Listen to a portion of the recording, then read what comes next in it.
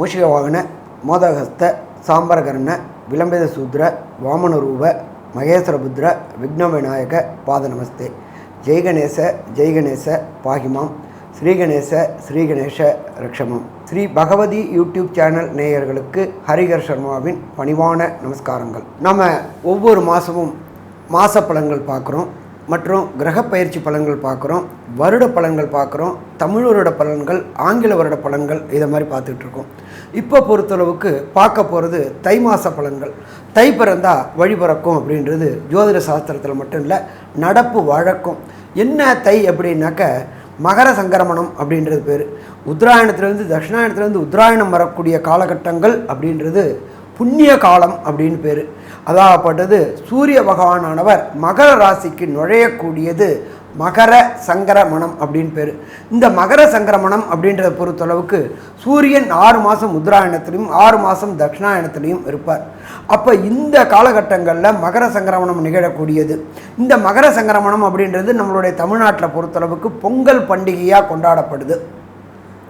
அப்போ தை பிறந்தா வழி பிறக்கும்.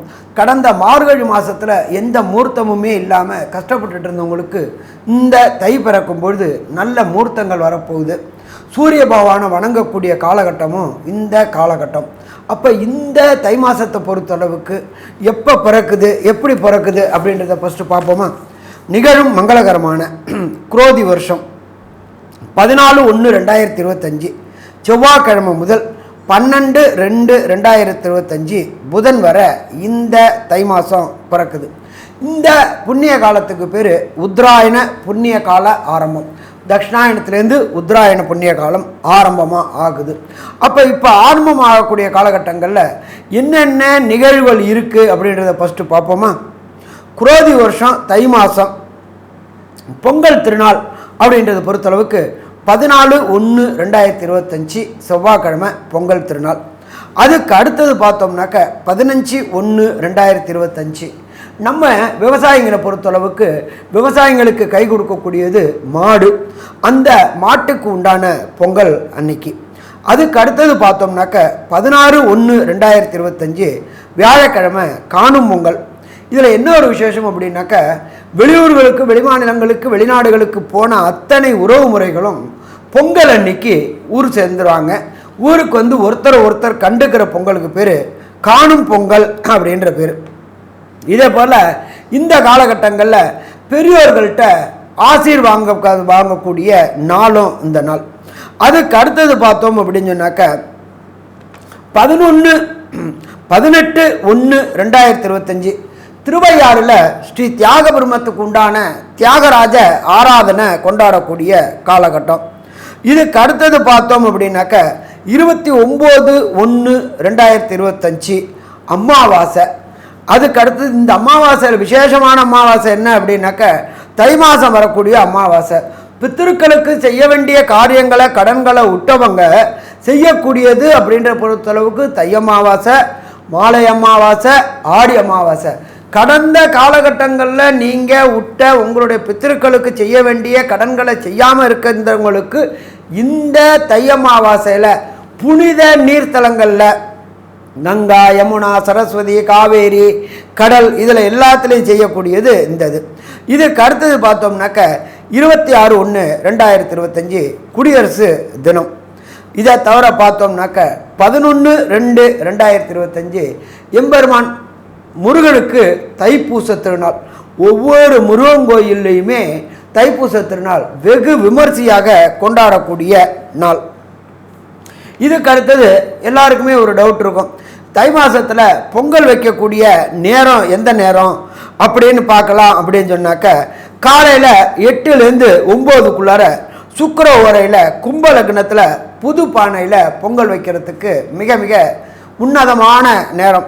எப்பொழுதுமே சுக்கிர ஓரையில் பொங்கல் வச்சோம்னாக்க அந்த ஆண்டு முழுவதுமே சுபிக்ஷமாக இருக்குமா, சுபிக்ஷமாக இருக்கும். சரி, இதை தவிர பார்த்தோம் அப்படின்னாக்க இந்த தை மாதம் பிறக்கக்கூடிய நாளில் என்னென்ன கிரகங்கள் என்னென்ன ராசியில் இருக்குது அப்படின்றத ஃபஸ்ட்டு பார்ப்போம். பிரகஸ்பதியான குரு பகவான் ரிஷபத்தில் வக்ரகதியில் இருக்கிறார். இதுக்கு அடுத்தது பார்த்தோம்னாக்க செவ்வாய் பகவான் வக்ரத்தில் மிதுனத்தில் இருக்கார். அதுக்கு அடுத்தது பார்த்தோம் அப்படின்னாக்க காலபுருஷ தத்துவத்தின்படி 6ஆம் இடமான கன்னியில கேது பகவான் இருக்கார். இதை தவிர பார்த்தோம்னாக்க புத பகவானானவர் இருக்கிறது தனுர்ல இருக்கிறார். சூரிய பகவான் அப்படின்றது தனுர்ல உள்ள நுழையிறது தான் தனுர் மாச பிறப்பு. அதாவது மகர மாசம் தனுர் முடிஞ்சு மகரத்துக்கு உள்ளான சூரியன் போகக்கூடிய நாள் அப்படின்றது மகர மாசம். அதுக்கு அடுத்தது பார்த்தோம்னாக்க கும்பராசியில ஆட்சி பெற்ற சனி பகவானும் சுக்கிர பகவானும் இருக்கிறாங்க. அதுக்கு அடுத்தது பார்த்தோம்னாக்க காலபுருஷ தத்துவத்தின்படி 12வது ராசியான மீனத்தில் ராகு பகவான் இருக்கார். இப்படியேற்பட்ட வசந்த கிரகங்கள் இருக்கக்கூடிய நாட்களில் தை மாதம் பிறக்குது. அப்போ இந்த தை மாதம் பிறக்கக்கூடியது அப்படின்றத பொறுத்தளவுக்கு எல்லா விதமான புண்ணிய கஷேத்திரங்களுக்கும் இந்த காலகட்டங்களில் தை மாதத்தில் போய் புனித நீராடிட்டு வந்தோம்னாக்க வருகின்ற பிரச்சனை வந்த பிரச்சனை எல்லாமே நீங்கும். நீண்ட நாட்களாக திருமணம் தடை தாமதமானவங்க அத்தனை பேருக்குமே இந்த தை மாதத்தில் பொறுத்தளவுக்கு திருமண தடைகளும் தாமதங்களும் விலகக்கூடியது. இந்த தை அமாவாசையில் பொறுத்தளவுக்கு நாம் நம்மளுடைய பித்திருக்களுக்கு செய்ய வேண்டிய கடமைகளை செய்துட்டோம் அப்படின்னு சொன்னாக்க வெற்றி வெற்றி வெற்றி கிடைக்கக்கூடிய காலகட்டமாக இருக்கும். இப்போ இதுக்கு அடுத்தது நம்ம பார்க்க போகிறது என்னன்னு கேட்டிங்கனாக்க ஒவ்வொரு மாதமும் அந்த தை மாதத்தில் பொறுத்தளவுக்கு ஒவ்வொரு ராசிக்கும் என்னென்ன நற்பலன்கள் என்னென்ன கெடுபலன்கள் கிடைக்குது அதற்கு உண்டான எளிய பரிகாரங்களையும் பார்ப்போமா? அன்பார்ந்த தனுர் ராசி என்பர்களே, உங்களுடைய ராசிநாதனான குரு பகவான் ராசிக்கு 6ஆம் இடத்தில் வக்ரம் பெற்றிருக்கிறார். வக்ரம் பெற்றிருக்கிறது நல்லதா? நல்லது. அப்போ தனக்காரகனான குரு பகவான் 6ஆம் இடத்துல வக்ரம் பெற்றிருக்கார். கேட்ட இடத்துல பொன் பொருள் சேர்க்கை கிடைக்கக்கூடிய வாய்ப்புகள் உண்டு. 2ஆம் இடத்துல சூரிய பகவான் இருக்கார். இந்த சூரிய பகவான் உங்களுடைய ராசிக்கு 9ஆம் இடத்ததிபதி. நீண்ட நாட்களாக திருமணம் தடையும் தாமதமும் ஏற்பட்டுக்கிட்டு இருந்த தனுர் ராசி என்பவர்களுக்கு திருமணம் தடை தாமதம் விலகக்கூடிய காலகட்டம். அடுத்தது 5 செவ்வாய் 7ஆம் இடத்துல இருக்கார். திருமணமாகி ரொம்ப நாளாக வம்சம் விருத்தி என்கின்ற சந்தான பாக்கியம் கிடைக்காதவங்களுக்கு வம்சம் விருத்தி என்கின்ற சந்தான பாக்கியம் கிடைக்கக்கூடிய வாய்ப்புகள் உண்டு. அதே போல் 5ஆம் இடத்துக்குண்டான செவ்வாய் 7ஆம் இடத்துல இருக்கிறதுனால நீண்ட நாட்களாக குலதெய்வ வழிபாடு செய்யணும் அப்படின்னு நினச்சிட்டு இருந்தவங்களுக்கு குலதெய்வ வழிபாடு செய்யக்கூடிய காலகட்டங்கள். கடந்த மார்கழி மாதத்தில் குலதெய்வத்துக்கு புறப்பட்டுக்கிட்டு இருந்தோம். ஏதாவது ஒரு தடையும் ஏதாவது ஒரு தாமதமும் போக விடாமலே பண்ணிகிட்டு இருந்துச்சு. அப்போ அந்த தடைகளும் தாமதங்களும் தனுராசி என்பவர்களுக்கு இந்த தை பிறக்கும் பொழுது வாய்ப்புகள் உண்டாகுமா? வாய்ப்புகள் உண்டாகும்.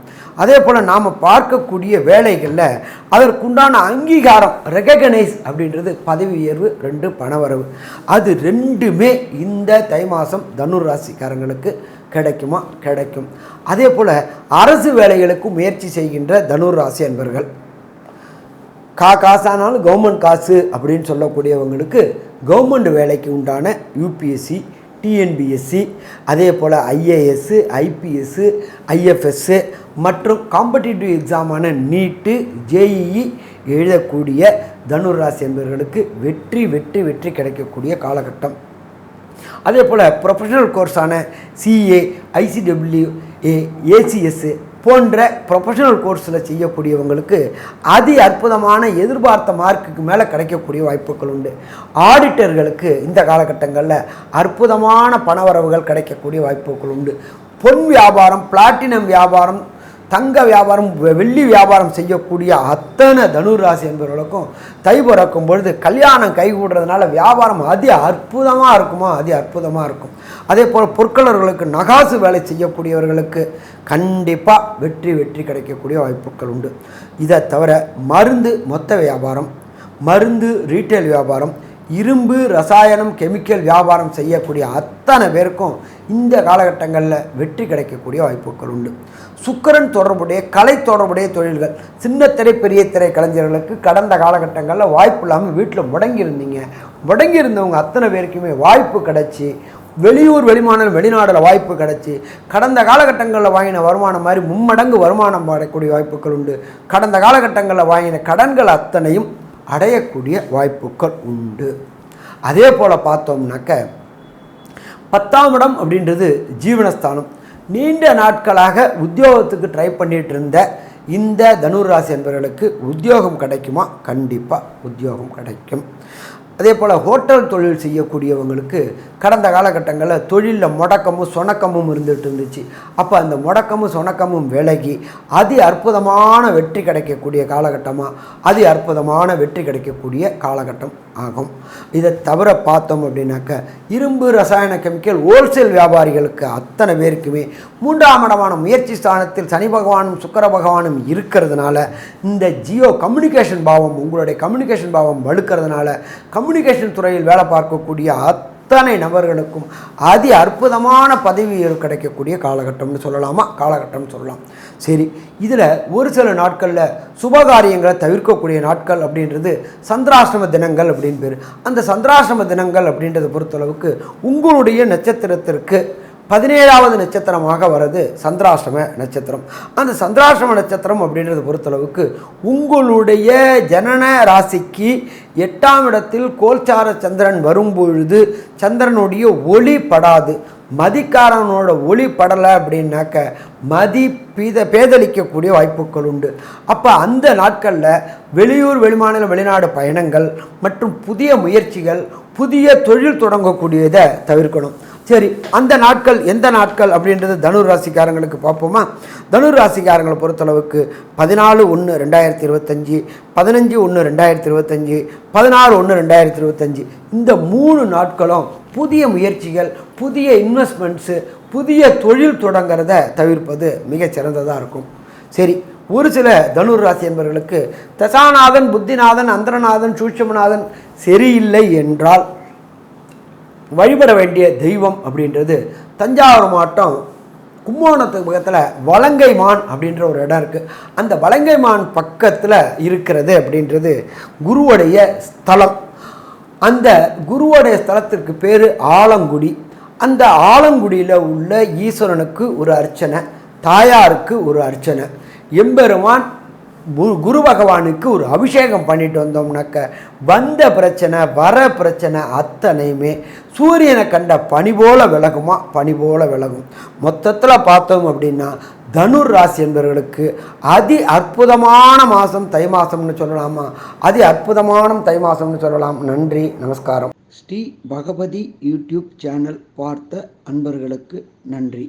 இதே போன்று ஆன்மீக தொடர்புடைய ஜோதிட தொடர்புடைய தகவல்களை தொடர்ந்து நீங்கள் பெற ஸ்ரீ பகவதி யூடியூப் சேனலை சப்ஸ்கிரைப் செய்யுங்கள் மற்றும் அருகில் உள்ள பெல் ஐக்கானை அதை அழுத்தினீர்கள் என்றால் தொடர்ந்து என்னுடைய சேனலை பார்க்க முடியும். நன்றி, நமஸ்காரம்.